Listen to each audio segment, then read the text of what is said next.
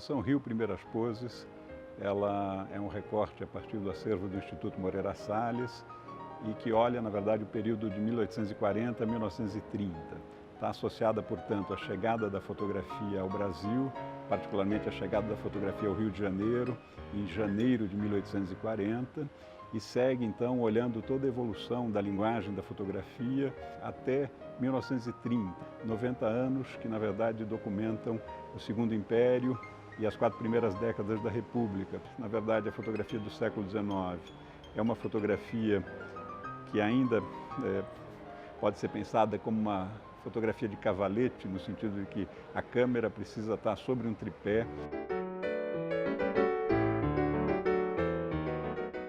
E isso cria certas restrições de linguagem, não tira o poder da fotografia naquele período, mas a condiciona principalmente a uma documentação de pontos de vista mais elevados, a grandes vistas urbanas, né?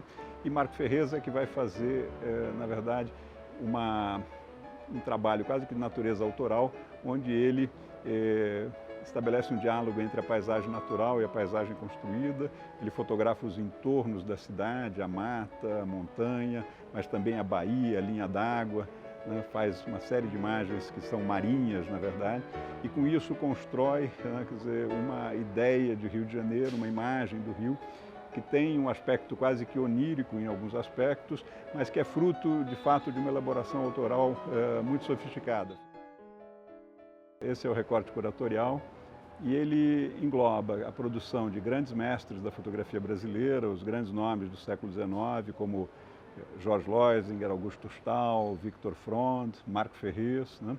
E depois incorpora também fotógrafos absolutamente importantes para a iconografia carioca, como Augusto Malta, que é o fotógrafo que no início do século XX se dedica a serviço da prefeitura e a serviço de empresas como a Light, por exemplo, a documentar todas as grandes transformações daquele momento. Documentou, por exemplo, toda a área onde a Avenida Central iria ser aberta. Ele acompanhou também o desmonte do Morro do Castelo, então os aspectos de transformação urbana, conhecidos como pelo termo bota abaixo, que são característicos dessas 2 primeiras décadas do século XX, muito ligados ao período do prefeito Pereira Passos. Malta acompanha tudo isso, né? E deixa uma crônica visual sobre o Rio de Janeiro muito relevante.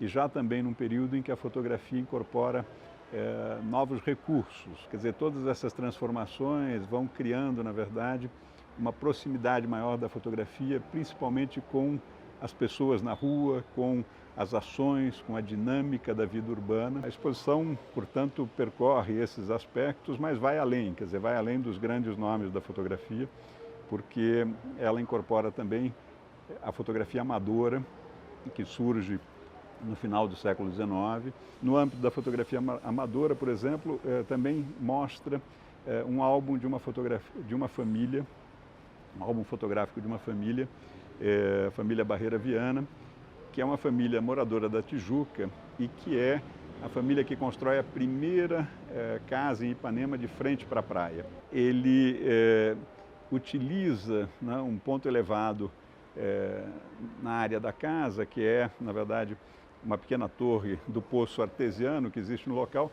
para fazer registros fotográficos, tanto de Ipanema Leblon como mesmo de Copacabana, porque daquele ponto de vista se vê também Copacabana, se vê o Arpoador.